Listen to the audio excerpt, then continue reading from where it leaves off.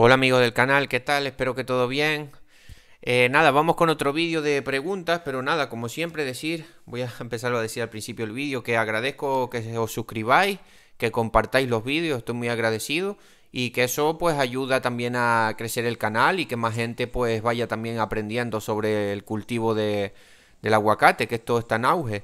Y nada, y también agradecer, al lado del botón de suscribirse hay un botón como de una campanita, y agradezco que le hagáis clic porque YouTube no está, no notifica, si no hacéis clic en la campana, pues YouTube no notifica de cuando hay nuevos vídeos y cosas así, entonces, bueno, de eso, de cuando hay nuevos vídeos, entonces agradezco eso. Nada, vamos con el vídeo. Este vídeo es otro de las preguntas que se hace la gente, que es si se puede fumigar y abonar al mismo tiempo. O sea, fumigar.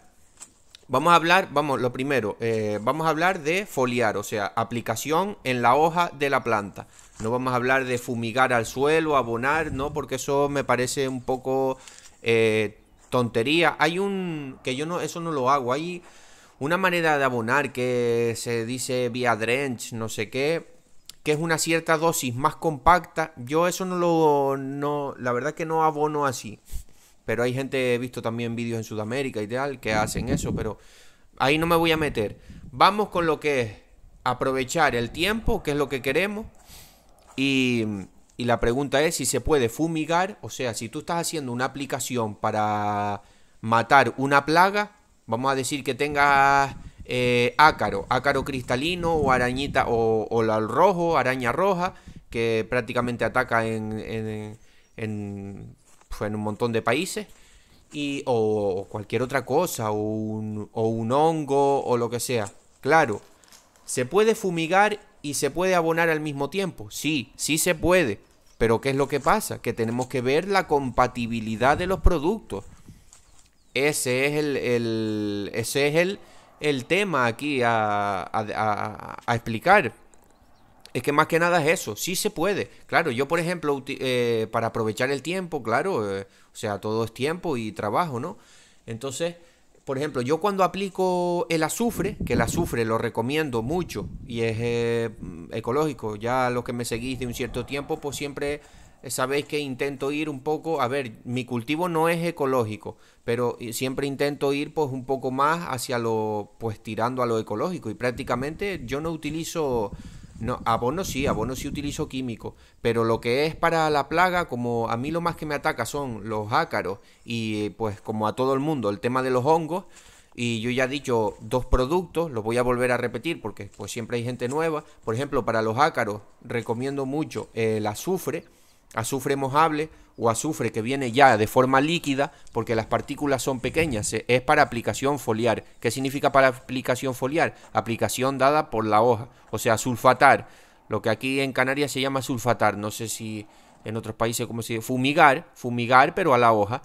Entonces, yo que suelo, por ejemplo, mezclar, pero claro, esto tenéis que ver la compatibilidad de los productos. Yo, por ejemplo, suelo, cuando hago una aplicación de azufre para los ácaros, le pongo un poquito de aminoácido, por ejemplo, porque sé que, mira, por ejemplo, las algas, no sé si son compatibles, tendría que probar, pero por ejemplo, ya sé que los aminoácidos sí son compatibles con el azufre, porque eso lo veis en el producto, o sea, siempre leed la parte de atrás donde pone compatibilidad. Tenéis que ir a la parte de atrás del producto y ver si es compatible. Por ejemplo, si vais a hacer una aplicación con azufre, porque hay productos o abonos que dicen no mezclar con azufre, aceites o cosas así, entonces no es compatible. Por ejemplo, o podéis hacer una aplicación de microelementos, que los microelementos son bastante aconsejables también aplicarlos vía foliar en dosis pequeñas.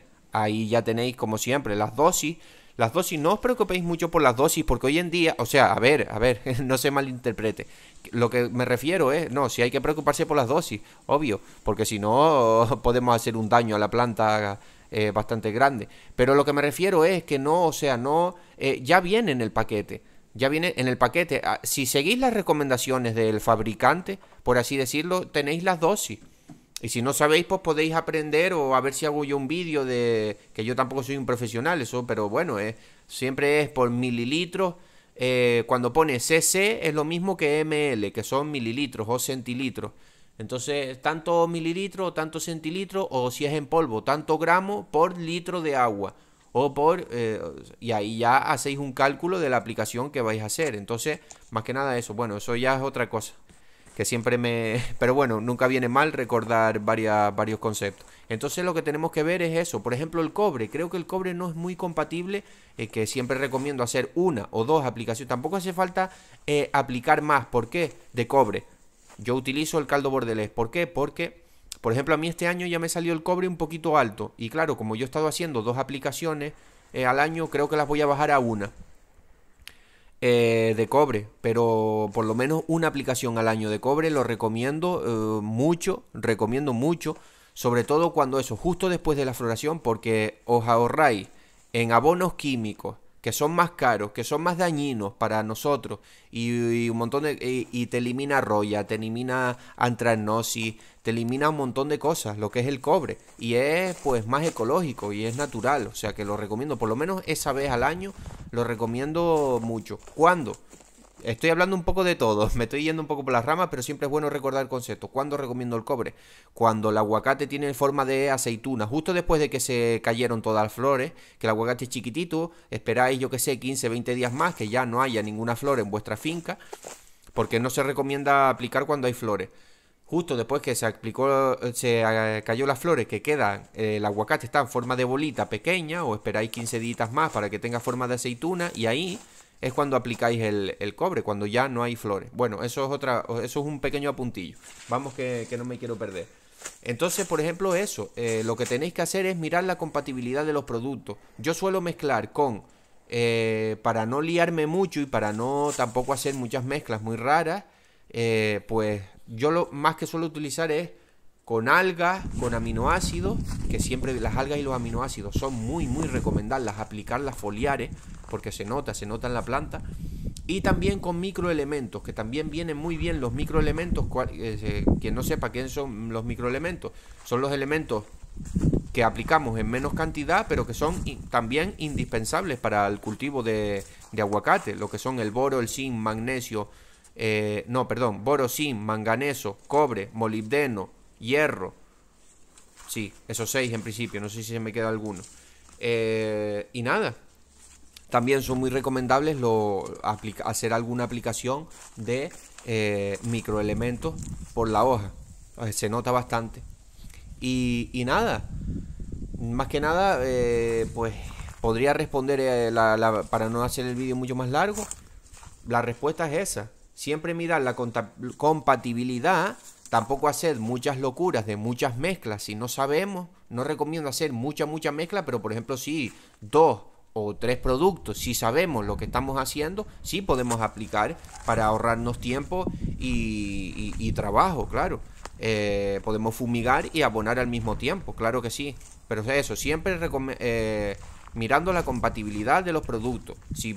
Y también, si tenemos dudas y tenemos una finca pues grande o lo que sea, podemos hacer alguna prueba antes de terminar el vídeo, que yo lo he hecho también. Cuando he tenido alguna duda y leo, por ejemplo, la recomendación que me viene del producto en el paquete o en el bote o en lo que venga, leo y no me queda muy claro, digo, venga, voy a arriesgarme, o sea, lo hago con cantidad un poquito más pequeña o lo que sea, o la cantidad más o menos que voy a aplicar, porque no me quedó muy claro, no entendí lo que ponía el producto. Pues lo que hacemos es probar en una planta.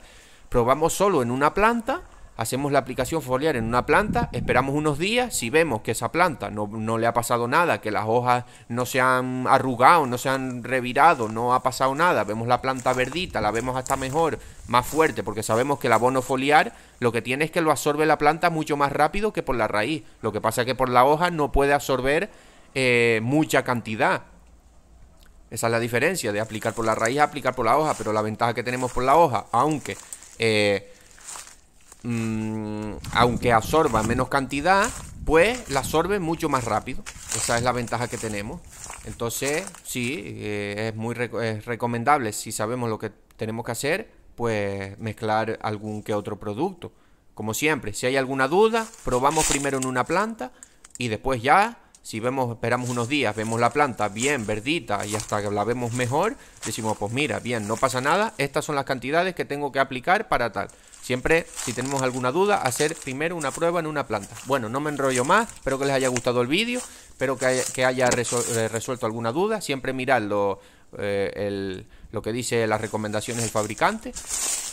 Y mirar donde pone compatibilidad y todo eso, que es las mezclas que podemos y no podemos hacer. Bueno, un saludo.